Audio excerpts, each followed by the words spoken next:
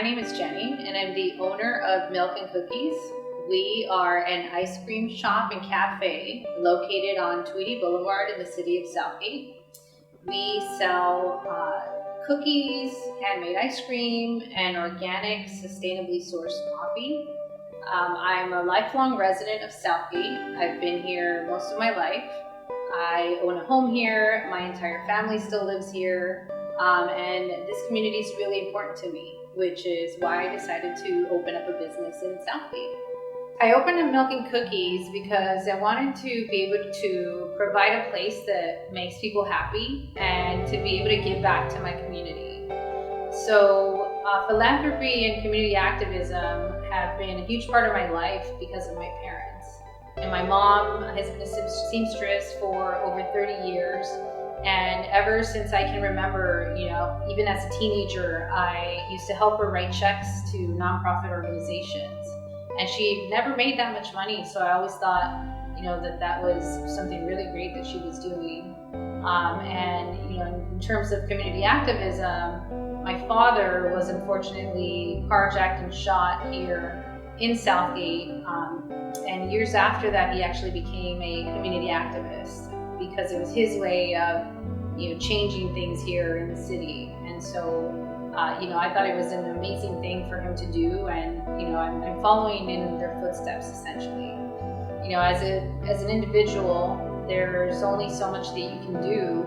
I've been working in the nonprofit space for over 10 years. I'm a planning commissioner here. I was also on the youth commission for a little while. And I figured that opening up a business would be another great way to be able to give back. Milk+Cookies is here to bring joy to anyone who comes through our doors, whether it's, celebrating an anniversary or whether you had a bad day and you just want some ice cream. We want this place to be a space where you can find solace, where you can come and have a conversation, and where people genuinely want to get to know you. And Karen, our manager, is a person who embodies exactly what the Milk+Cookies welcoming experience should be. She's super friendly, she's always happy, she's always got a smile on her face, and she just loves to serve people. And so for us, yes, we're offering ice cream with unique flavors, we're offering organic coffee and cookies, but we're much more than that. I think for us, it's really important to be able to give back to our community. In order to be able to provide for the community, we need resources.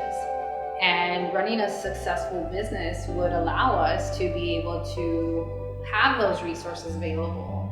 Some of our goals are to be able to donate to nonprofit organizations within our city. And the other goal is to establish a mentorship program for the youth here, to be able to pair them up with people who can help guide them through their life and help them achieve their goals. When I was younger, I felt like that was something that I was missing in life, and I really wish I would have had a mentor while I was figuring out life. And so I want to be able to do that for youth here. I want to provide more opportunities for mentorship. I want youth to know how to ask for help. I want them to know that there are people who really are willing to offer guidance. My journey was really long, and I think a lot of that is because of that lack of guidance. I am the eldest of four. I'm first generation. I was the first to go to college. I went to Jordan High School, and I got good grades, and I was involved in all sorts of activities, but I didn't really know what I wanted to do with my life. I mean, even as a kid, I didn't know what I wanted to be. One year between my sophomore and junior year, there was a counselor who encouraged me to apply for an internship. And so I applied and I got in, and that was great. But, fast forward to when it's time to apply to college, there was another college counselor there who actually discouraged me from applying to UCLA. She said that I wasn't going to get in. And so that was motivation for me to actually do it. And, I applied, And thankfully I was able to get a full ride to UCLA. So college was a huge struggle for me. There was culture shock. I had a chip on my shoulder because I was comparing myself to others. And I felt like I couldn't really share my experiences with my parents. I was struggling with my classes, and that was really difficult. I didn't know how to ask for help, or I didn't want to because of my pride. And so I eventually ended up just kind of settling on psychology as my major. And right after I graduated, I started working at the UCLA Child Psychiatry Department, and decided that wasn't for me because we weren't serving kids from low-income communities. So I quit that job, and maybe a year later I decided that I would go to fashion school. So I went to fashion school and got an internship at a fashion company that, again, wasn't super passionate about it, wasn't really happy there. And a little while after that was when everything kind of changed for me. I was going through a divorce. I lost my job, and I was still trying to figure out what I wanted to do with my life. So I figured I've got nothing to lose at this point. I'm gonna call my dad and I'm gonna ask him for help. And so he came over and he handed me a check, and he gave me an amazing pep talk. He said that he believed in me, and that I could do anything that I wanted to do so long as I was willing to put the time and effort and make the sacrifices, and that he would be there for me no matter what.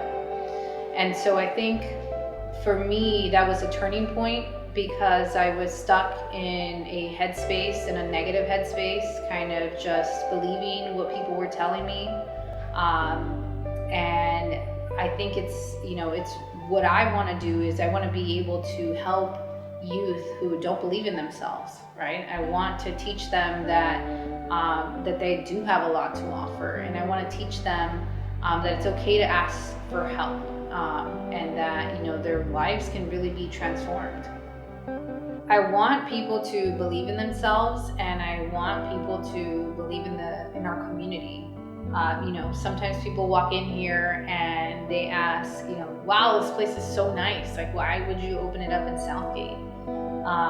It's almost as if we are not used to having these really nice places. And so, I want to change that mindset. I want to be able to show people that we can. It's up to us to create these amazing spaces.